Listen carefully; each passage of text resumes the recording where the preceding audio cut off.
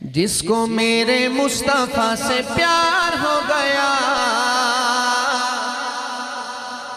جس کو میرے مصطفیٰ سے پیار ہو گیا، باغ جنت کا وہ حقدار ہو گیا۔ کہہ دے سبحان اللہ۔ آپ سبحان اللہ کہیں گے، یقین کریں جنت میں آپ ہی کی درخت لگے گا، اور آپ یقین کریں کہ مسکرانا یہ تقوی کے خلاف نہیں ہے۔ حضرت مفتی صاحب وہاں صاحب تشریف فرمائیں، آپ اگر تھوڑا سا مسکرا کے سبحان اللہ کہیں گے تو مجھے پتہ چلے گا کہ آپ کو بات سمجھ بھی آ رہی ہے اور آپ خوش بیٹھے ہوئے، آپ ناراض تو نہیں کہیں۔ اللہ کے گھر میں آئیں، یہ اللہ کی بڑی توفیق ہے، اللہ نے ہمیں عطا کی ہے، اور ہم پر بڑا انعام ہے اللہ کا۔ تو ہم جب اللہ کے گھر میں بیٹھے ہیں تو ساتھ جاتے ہوئے کچھ لے کر جائیں۔ جب آپ کل قیامت کے دن اٹھیں گے اور اپنی جنت دیکھیں گے، اتنی بڑی جنت، یا اللہ میں نے تو اتنے نیکیاں کی نہیں تھی، تو اللہ کہیں گے کہ سبحان اللہ کہہ کر تم ہی نے تو جنت میں درخت لگوائے تھے۔ تو آپ کو کیا لگتا ہے؟ حدیث شریف میں آتا ہے، مفہوم عرض کرتا ہوں، کہ ایک مرتبہ سبحان اللہ کہنے سے جنت میں اتنا بڑا درخت لگتا ہے، عربی نسل کا گھوڑا 100 سال تک اس کے سائے میں دوڑتا رہے، سایہ ختم نہیں ہو۔ تو جب اتنا بڑا درخت لگتا ہے تو آپ کو کیا لگتا ہے؟ صرف درخت ملے گا یا اتنی بڑی جنت بھی ملے گی؟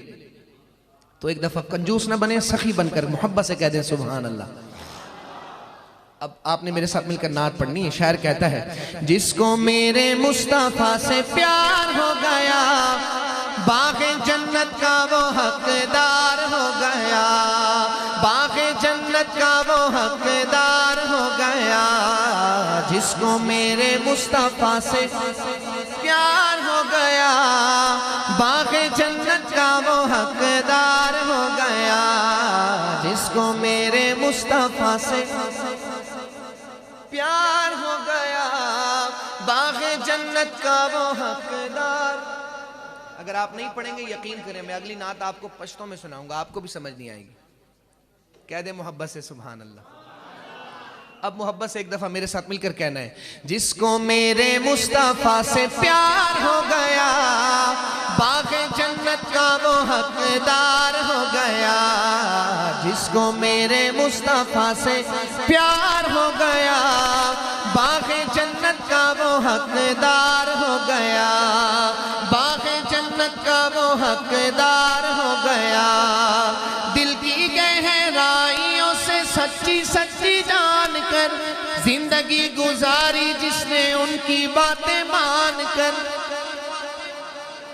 ہم اس خوبصورت محفل میں آئے ہیں، میں بھی اور آپ بھی، میں بھی ارادہ کرتا ہوں آپ بھی ارادہ کریں، انشاءاللہ آج کے بعد ساری زندگی حضور کی سنت کے مطابق گزاریں گے۔ اللہ کو دکھانے کے لیے ذرا ہاتھ اٹھا کر کہیں انشاءاللہ۔ شاعر کہتا ہے، دل کی گہرائیوں سے سچی سچی جان کر زندگی گزاری جس نے ان کی باتیں مان کر، پھر تو سمجھو اس کا بیڑا پار ہو گیا، پھر تو سمجھو اس کا بیڑا پار ہو گیا۔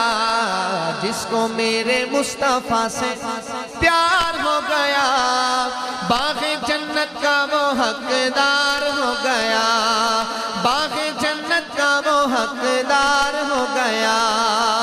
لوٹ گئے ڈھونڈ کر مشرکین مکہ ایک کمزور سا مکڑی کا جالا، لوٹ گئے ڈھونڈ کر مشرکین مکہ ایک کمزور سا مکڑی کا جالا۔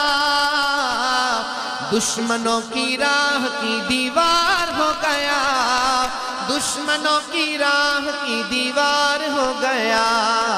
جس کو میرے مصطفیٰ سے پیار ہو گیا، باغ جنت کا وہ حقدار ہو گیا، باغ جنت کا وہ حقدار ہو گیا۔ دائی حلیمہ اور بہت ساری دائیوں کے ساتھ آئی مکے میں، سب دائیوں نے اپنے اپنے امراء کے بچوں کو لیا اور نکل گئی کہ حلیمہ ہمیں تو اجازت دے دے، آتے ہوئے بھی بڑی دیر ہو گئی، ہم تیرا رستے میں انتظار ہی کرتے رہے، اب ہم واپسی میں جلدی جانا چاہتے ہیں۔ تو حلیمہ نے اپنے شوہر کے ساتھ مشورہ کیا اور کہا ٹھیک ہے آپ جاتے رہیں۔ اور جب پہنچی مکے میں تو صرف ایک در یتیم آپ کے اور میرے آقا سرکار دو عالم صلی اللہ علیہ وسلم، ان کو گود میں اٹھایا اور اپنے شوہر سے مشورہ کیا کہ بس یہ خوبصورت بچہ ہے، اسی کو لے کر جاتے ہیں، اس کی مسکراہٹ بس یہی ہمیں سکون دے گی اور اس سے ہمیں برکت ملے گی۔ بچے کو لیا، سواری پر سوار ہوئی، اور سواری پر سوار ہوتے ہوئے حضرت حلیمہ سعدیہ ان کے جو شوہر تھے نا وہ آگے بیٹھے، آگے بیٹھتے ہیں، سواری اٹھتی نہیں ہے، چلتی نہیں ہے، اب پریشان ہے، سواری اٹھ نہیں رہی، اور جب وہ خود نہیں بیٹھتے، صرف دائی حلیمہ، آپ کو میری بات سمجھ آ رہی ہے؟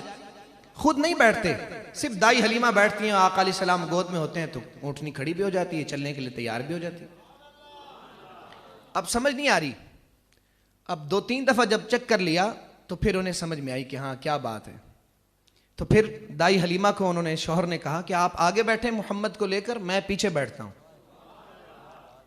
اب جب آپ کے شوہر پیچھے بیٹھے اور دائی حلیمہ کو آگے بٹھایا کہ انہوں نے گود میں حضور صلی اللہ علیہ وسلم کو لیا ہوا، تو اونٹنی کھڑی بھی ہو گئی اور چلنے کے لیے تیار بھی ہو گئی۔ اب جو دائیاں پہلے نکل گئی تھی بچوں کو لے کر، دائی حلیمہ کی اونٹنی نے تیز دوڑ لگائی اور ان دائیوں سے بھی آگے نکل گئی۔ تو دائیوں نے کہا حلیمہ سعدیہ سے کہ دائیوں نے حیران ہو کر پوچھا حلیمہ تم نے سواری بدل لی؟ دائی حلیمہ کہتی ہیں سواری نہیں بدلی بلکہ سوار بدل لیا۔ اب میں آپ کو شعر سناتا ہوں، اگر ایمان تازہ ہو تو پھر محبت سے آپ نے سبحان اللہ کہنا ہے۔ شاعر کہتا ہے کہ دبلی پتلی دائی حلیمہ کی اونٹنی دکھلانے لگی پھر بجلی سی تیزی، دبلی پتلی دائی حلیمہ کی اونٹنی دکھلانے لگی پھر بجلی سی تیزی، آمنہ کا لال جب سوار ہو گیا، آمنہ کا لال جب سوار ہو گیا، جس کو میرے مصطفیٰ سے پیار ہو گیا، باغ جنت کا وہ حقدار ہو گیا، باغ جنت کا وہ حقدار ہو گیا، باغ جنت کا وہ حقدار ہو گیا۔ کہہ سبحان اللہ۔ صرف 1-2 شعر میں آپ کو سناتا ہوں شان صحابہ پر، اور اس کے بعد ایک مناجات پڑھ کے میں آپ سے اجازت لوں گا۔ محبت سے ایک مرتبہ درود پاک پڑھ لیں۔ اللہم صلی علی سیدنا محمد وعلی آل سیدنا محمد۔ یہ مجھے لگتا ہے آپ لوگ جماعت کے ساتھ آئیں، ماشاءاللہ۔ آپ لوگ جب مسافر ہیں تو میں آپ کو خوش کرنے کے لیے ایک آدھ شعر پشتوں میں بھی سناتا ہوں۔ اب تو کہیں نا سبحان اللہ۔ سبحان اللہ کی جتنے فضائل میں نے جماعت میں سیکھے ہیں نا، سنے ہیں نا، اتنے میں نے عام وقتوں پہ علماء سے نہیں سنے، اور سبحان اللہ۔ یہ چلیں میں ایک آدھ شعر، چونکہ مہمان ہے تو میں ایک آدھ شعر پشتوں میں سناتا ہوں، محبت سے سماعت کیجیے گا۔ شاعر کہتے ہیں نہ مخانی خو خدا نہ نوابی خو خوم دا مدینے دا وطن زملنگی خو خوم، نہ مخانی خو خدا نہ نوابی خو خوم دا مدینے دا وطن زملنگی خو خوم، یا اللہ یا اللہ یا اللہ یا اللہ یا اللہ یا اللہ یا اللہ یا اللہ، زستہ دیدار غڑما زستہ دا نبی لارا، زیما جزیوں بندہ زستہ قربت غڑما،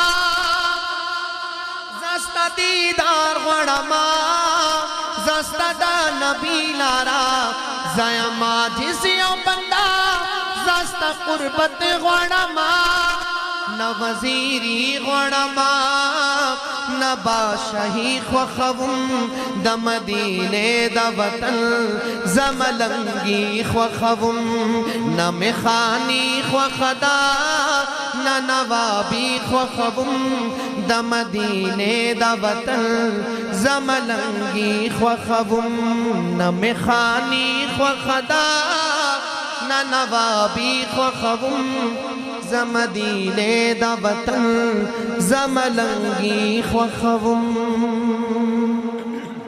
1-2 مصرے صرف میں سناتا ہوں، لیکن آپ سب سے پہلے میری گزارش ہے میرا ہر بھائی اللہ کو راضی کرنے کے لیے ایک دفعہ ہاتھ بلند کر کے کہے انشاءاللہ پہلی فرصت میں 4 مہینے لگاؤں گا. ہاتھ بلند کر کے کہیں انشاءاللہ. بزرگ کہتے ہیں، اکثر بزرگ فرماتے ہیں کہ جو نقد ارادہ کرتا ہے اللہ اس کو عمل کی توفیق دے دیتے ہیں، اور ارادہ کرنے پر بھی نیکی ملتی ہے نا. تو ہم سب کو ایک نیکی تو مل گئی.